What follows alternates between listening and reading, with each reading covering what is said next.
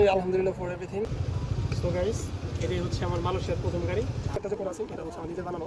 So দেখতে পাচ্ছেন কেমন, আমার কাছে কেমন লাগে আমি জানি না, আমার কাছে ভালো লাগতেছে। When you are real bike lover, you live in anywhere doesn't matter, but you must be need a one bike. Hello guys, আসসালামু আলাইকুম। আশা করি সকলেই ভালো আছেন, আমি অনেক ভালো আছি। প্রথমেই আলহামদুলিল্লাহ ফর এভরিথিং, বিকজ মালয়েশিয়াতে প্রথম একটা বাইক নিলাম আর এটা হচ্ছে আমার লাইফের 6 নাম্বার বাইক। আর সবচেয়ে বড় কথা হচ্ছে একটা বিষয় আমি অ্যারেঞ্জিং করলাম, এটা হচ্ছে when you are real bike lover, you live in anywhere doesn't matter, but you must be need a one bike. That is the true for me, because I am the bike lover, you know.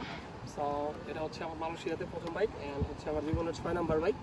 So যাই হোক, মালয়েশিয়াতে bike নিলাম। মালয়েশিয়াতে রাস্তাঘাট অনেক ভালো, highway রাস্তাগুলো, bike চালাতে খুবই ভালো লাগে। আর বাইকটা যদিও আমি কিনছি আরও 8-10 দিন আগে, বাট হচ্ছে ভিডিও করতে পারতেছিলাম না বিকজ সময়ের অভাব ছিল না। আর হচ্ছে এই প্লেসটার জন্য ওয়েট করতেছিলাম। প্লেসটা দেখুন, প্লেসটা হচ্ছে মালয়েশিয়াতে টিডি অংসা পার্ক।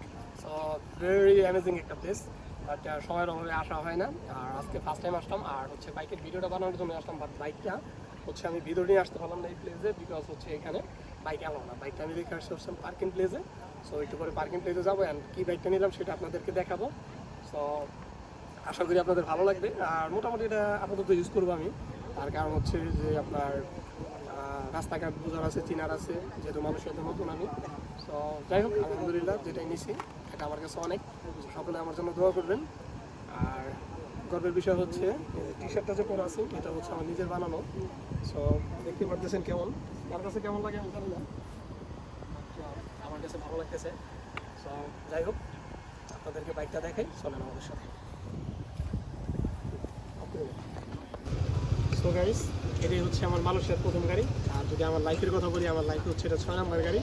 তো আশা করি আপনাদের কাছে ভালো লাগবে। আর এই গাড়িটা হচ্ছে Honda company, Honda RX 150cc, মানে হোন্ডা কোম্পানির 150cc গাড়ি। যদিও এই গাড়িটা আপনারা স্কুটার ভাবতে পারেন, আমিও প্রথম ভাবতাম, বাট আসলে এগুলো স্কুটার না, এটা হচ্ছে ইঞ্জিনের গাড়ি এবং 6টা গিয়ার আছে। এটা যদি আপনাদেরকে মিটারটা দেখাই, এদিকে আসেন একটু, এটা হচ্ছে মিটার আছে অ্যান্ড হচ্ছে মিটারে সব কিছু শো করে। সো এটা হচ্ছে মিটার, এটা হচ্ছে তেল শো করে, এটা হচ্ছে মিটার এবং হচ্ছে গিয়ারও শো করে। দেখতেছেন 1 নাম্বার গিয়ারে আছে, ওই যে 2 number, 3 number, 4 number. So 3 number আসলে একটু লাড়াছাড়া দিতে বসো। যাই হোক, এটা হচ্ছে গিয়ারও শো করে। আর গাড়িটা হচ্ছে দেখতে পারতেছেন আপনারা হোন্ডা RX। সো আশা করি আপনাদের কাছে ভালো লাগবে। আর কার কাছে কেমন লাগবে সেটা আমি জানি না ভাই, এটা আমার জীবনের প্রথম গাড়ি, বিদেশের বাড়িতে। এটা আমার কাছে অবশ্যই ভালো লাগবে। সো যাই হোক গাইস, আশা করি ভালো থাকবেন, সুস্থ থাকবেন, সবাই আমার জন্য দোয়া করবেন যাতে ভালো কিছু করতে পারি বিদেশের বাড়িতে। আল্লাহ হাফিজ।